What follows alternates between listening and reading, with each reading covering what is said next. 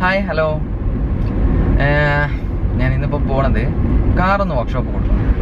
അന്ന് ഞാൻ പറഞ്ഞിട്ടുണ്ടായിരുന്നു ക്യാമറ എടുക്കാൻ പോണ സമയത്ത് കാർ വർക്ക്ഷോപ്പ് കൊടുക്കണം.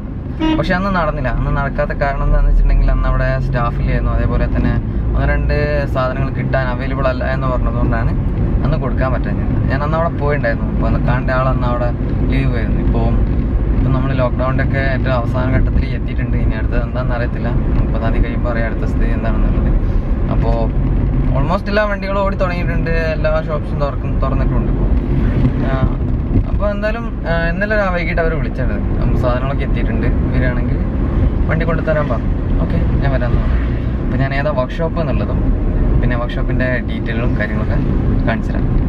ഞാനിപ്പോൾ ഇങ്ങനെ വീട്ടിൽ നിന്ന് ഇറങ്ങി ഡ്രൈവ് ചെയ്ത് പോയിക്കൊണ്ടിരിക്കുകയാണ്.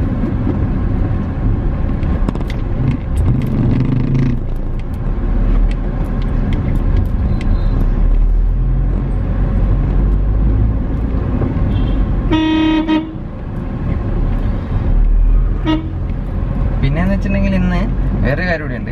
കാർ അവിടെ കൊടുത്ത് തിരിച്ചു പോരുന്നത് ബസ്സിലായിരിക്കും. അപ്പോൾ ബസ്സിലുള്ള അനുഭവം എന്താണെന്ന് എനിക്ക് അറിയത്തില്ല, ബസ്സിൽ എങ്ങനെയൊക്കെയാണ് സ്ഥിതി എന്നുള്ളത്. അപ്പോൾ എന്തായാലും ഞാൻ മാസ്കും കാര്യങ്ങളൊക്കെ കയ്യിലെടുത്തിട്ടുണ്ട്. ഞാനിപ്പോൾ വീഡിയോ എടുക്കുന്നതുകൊണ്ട് മാസ്ക് വെച്ചാണ് എല്ലാ വീഡിയോയിലും മാസ്കിൻ്റെ ഈ ഒരു ഭാഗത്തായിട്ട് ഇങ്ങനെ കാണാം. അത് ശരിക്കും തെറ്റായൊരു കാര്യമാണ്. അങ്ങനെ വെക്കുന്നത് തന്നെ തെറ്റാണ്.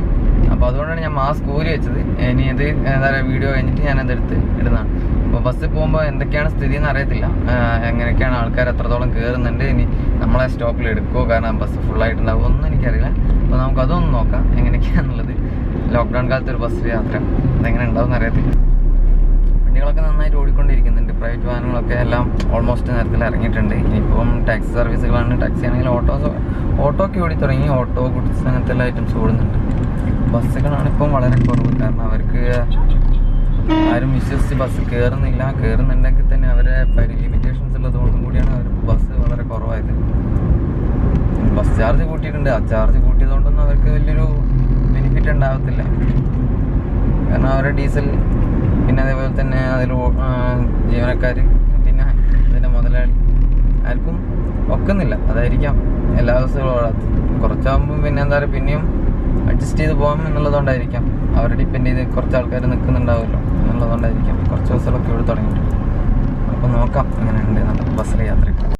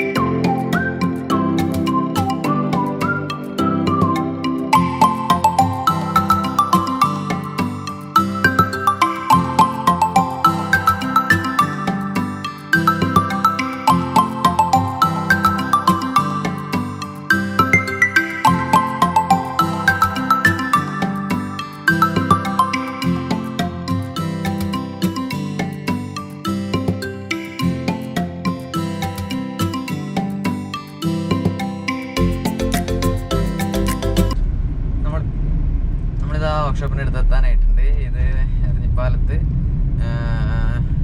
ഇവിടെ മലബാർ ഐ ഹോസ്പിറ്റലുണ്ട്. ഐ ഹോസ്പിറ്റലിൻ്റെ തൊട്ടടുത്താണ് വർക്ക്ഷോപ്പ് വരുന്നത്. വർക്ക്ഷോപ്പിൻ്റെ പേര് മലബാർ മോട്ടോഴ്സ് എന്നാണ്. വർക്ക്ഷോപ്പ് ഇങ്ങനെ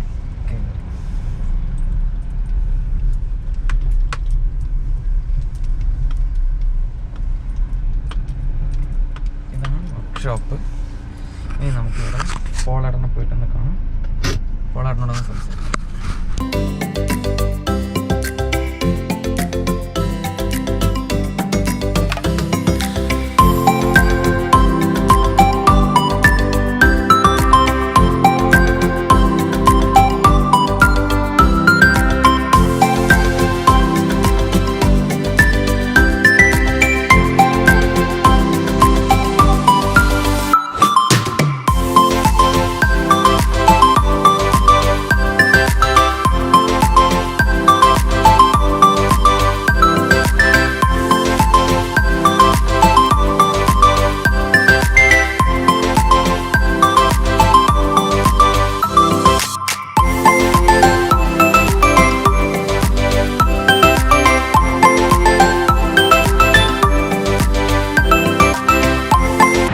ഞാനിവിടെ കാറ് കൊടുത്തു. ഇത് മാരുതിയുടെ ഓതറൈസ്ഡ് സർവീസ് സെൻ്ററാണ്. പക്ഷേ ഒരുവിധം കാറുകളൊക്കെ ഇവിടെ സർവീസ് ചെയ്യുന്നുണ്ട്. അപ്പോൾ പിന്നെന്നുവെച്ചിട്ടുണ്ടെങ്കിൽ ഇന്ന് നമ്മൾ ബസ് എവിടെ നിന്ന് കിട്ടും എന്നുള്ളതാണ് അടുത്തത്. സ്റ്റോപ്പിലേക്ക് നടന്നുകൊണ്ടിരിക്കുകയാണ്. ഇതുവരെ ബസ്സൊന്നും വന്നിട്ടില്ല. പിന്നെ ഇവിടെ സർവീസിന് കൊടുക്കുമ്പോഴുള്ള പ്രത്യേകതകൾ എന്തൊക്കെയാണെന്ന് വെച്ചിട്ടുണ്ടെങ്കിൽ എന്താ പറയുക, നല്ല പെർഫെക്ഷൻ. വണ്ടി എങ്ങനെ നമ്മൾ പുതിയത് എടുക്കുമ്പോൾ എങ്ങനെ ഉണ്ടാവും അതേ സെയിം കണ്ടീഷനിലാണ് നമുക്ക് വണ്ടി കിട്ടുന്നതൊക്കെ. കാരണം അത് നല്ല വർക്ക് ചെയ്യുന്ന കാര്യത്തിലൊക്കെ വെച്ചിട്ടുണ്ടെങ്കിൽ നല്ല നീറ്റ് കണ്ടീഷൻ വർക്കിംഗ് ആണ്. അതേപോലെ തന്നെ നമ്മൾ കൊടുക്കുന്ന പേയ്മെൻറ്റ് പൈസേൻ്റെ കാര്യത്തിൽ നമുക്കത് വർത്താണ്. നമ്മളിപ്പോൾ എന്താ പറയുക, കൊല്ലുക അല്ലെങ്കിൽ അറക്കുക എന്നൊക്കെ പറയാറില്ലേ, പേയ്മെൻറ്റൊക്കെ ചോദിക്കുന്ന സമയത്ത് അങ്ങനത്തെ ഒരു ഇതൊന്നുമില്ല കേട്ടോ. നല്ല നീറ്റായിട്ടും അതേപോലെ നമുക്ക് ചെയ്യാൻ വേണ്ട ആവശ്യത്തിനുള്ള പൈസ മാത്രമേ അവരുടെ അടുത്ത് നിന്ന് വാങ്ങാറുള്ളൂ. കാരണം എനിക്ക് അനുഭവമുള്ള, ഞാൻ എൻ്റെ എല്ലാ കാറ് അധികം ഇവിടെ തന്നെ സർവീസിന് കൊടുക്കാറ്.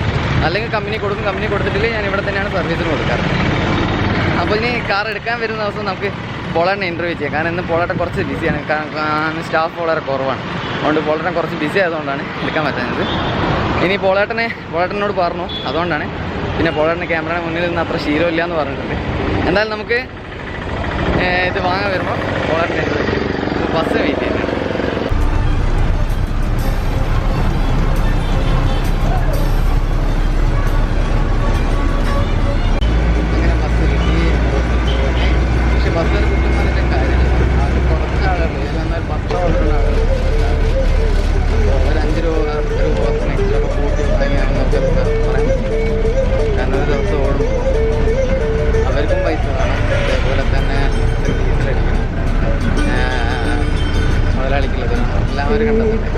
അവരതിൽ ഇഷ്ടം പറഞ്ഞിട്ട് കാര്യമില്ല. ഈ ലോക്ക്ഡൗൺ കാലത്ത് ഇത്രയും എന്താ പറയുക, എല്ലാവർക്കും പൈസ ഉണ്ട്. അപ്പോൾ തന്നെ എന്താ പറയുക, ഗവൺമെൻറ്റിന് എടുക്കാൻ പറ്റുന്നതിന് പ്രയോജനം എടുത്ത് കഴിഞ്ഞിട്ടുണ്ട്.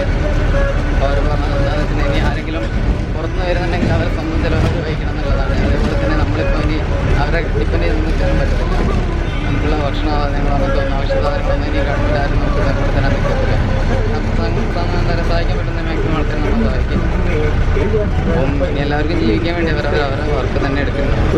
ഇപ്പോൾ ബസ്സുകാർ ഓടുമ്പോൾ അവർക്ക് ഒരു ദിവസം ഇപ്പോൾ ഓടിക്കിട്ടിട്ട് അത് ഡീസൽ മാത്രം അടിച്ചിട്ട് കാര്യമില്ല.